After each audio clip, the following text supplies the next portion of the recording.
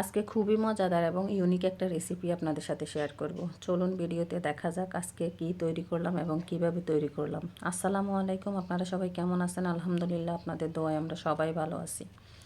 ফার্স্টে এখানে দিয়ে দিলাম রসুন কুচি 1 টেবিল চামচের মতো, এরপর দিয়ে একটু নেড়ে ছেড়ে ভেজে নিয়ে এরপর দিয়ে দিলাম চিকেন কিমা, মানে একটু বড় সাইজ করে কেটে নেবেন যেন মাংসগুলা মানে খেতে মুখে একটু লাগে। একদম খুবই কিমা করে ফেললে কিন্তু এটা হচ্ছে কিউব করে কাটা, যেটা ওইটা একদম কিমা না।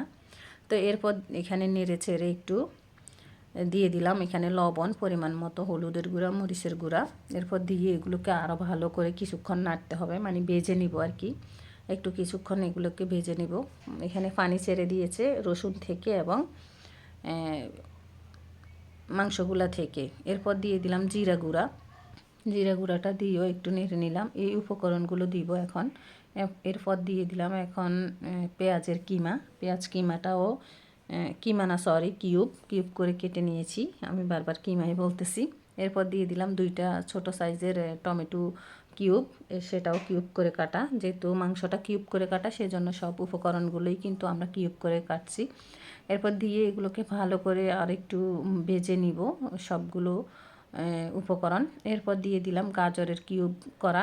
গাজর এখানে 1 কাপ থেকে কম হবে, তো আলুটা ইউজ করলাম না। এত বেশি ভ্যারাইটি সবজি ইউজ করলে এই যে মাংসের যে একটা টেস্ট ওইটাই থাকবে না, সেই জন্য আর আলুটাও দিলাম না। আপনারা চাইলে আলুটা দিতে পারেন। এখন দিয়ে দিলাম এখানে প্রায় 5-6টার মতো কাঁচামরিচ কুচি দিয়ে এগুলোকে ভালো করে নেড়ে ছেড়ে, খুব বেশি রান্না করতে হবে না কারণ গাজরটা নর্মালি কাঁচাই খাওয়া যায়, তো সেই জন্য আমরা এটা আগে তো চিকেনটা ভাজাই হয়ে গেছে, তো অত বেশি আমরা রান্না করব না।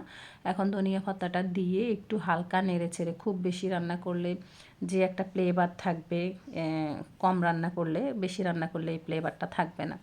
তো এখন আমাদের ফুডটা রেডি হয়ে গেছে। এখন আমরা পরবর্তী ধাপে এরপরে এখানে দিয়ে দিলাম 2টা ডিম ভেঙে নিলাম।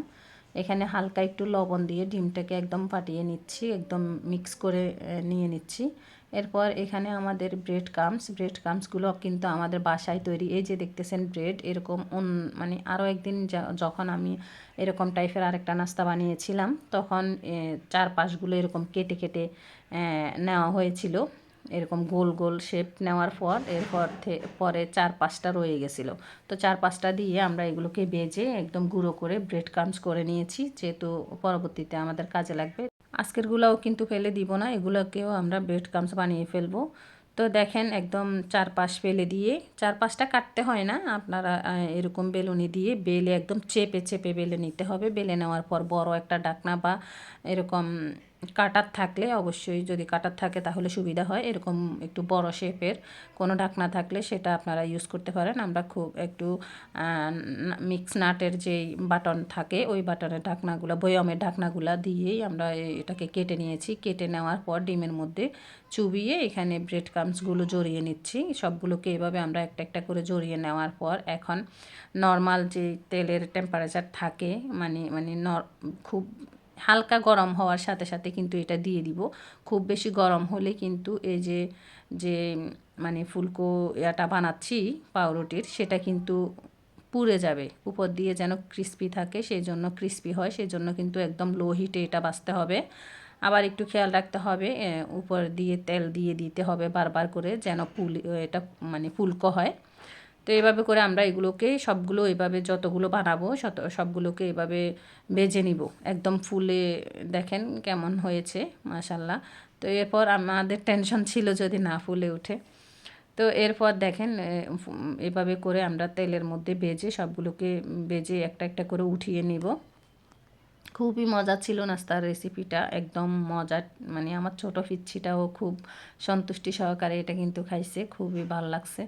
তো এরপর আমরা দেখেন মাঝখানে এভাবে কেটে নিচ্ছি। কেটে নেওয়ার পর এই যে ফুলকো হয়েছে, এখানে একটা মানে পকেট তৈরি হয়েছে ভিতরে যে স্পেসটা, এখানে আমরা এখন যে ফুডটা তৈরি করেছিলাম ওগুলো দিয়ে দিচ্ছি। দিয়ে দেওয়ার পর মেয়োনিজ দিয়ে দিলাম এখানে টমেটো সস। মেয়োনিজটা এবার আমরা ডিম পোস্ট দিয়ে করেছিলাম, শুকনো মরিচ দিয়ে করেছিলাম, চাইলে আপনারা রেসিপিটা আমরা দিব।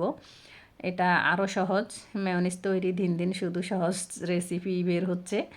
তো যাই হোক, পরবর্তীতে আমরা দিয়ে দিব একটা একটা করে। এভাবে ফুট ঢুকিয়ে আমরা সবগুলোকে এভাবে তৈরি করে নিচ্ছি। এখন আলহামদুলিল্লাহ আমাদের রেসিপিটা তৈরি। অবশ্যই এভাবে সময় কিন্তু খুব বেশি লাগে নাই। এভাবে তৈরি করে বাসার সবার সাথে শেয়ার করবেন। তো ভিডিওটি কেমন লাগলো অবশ্যই জানাবেন কমেন্ট করে। সবাই ভালো থাকবেন।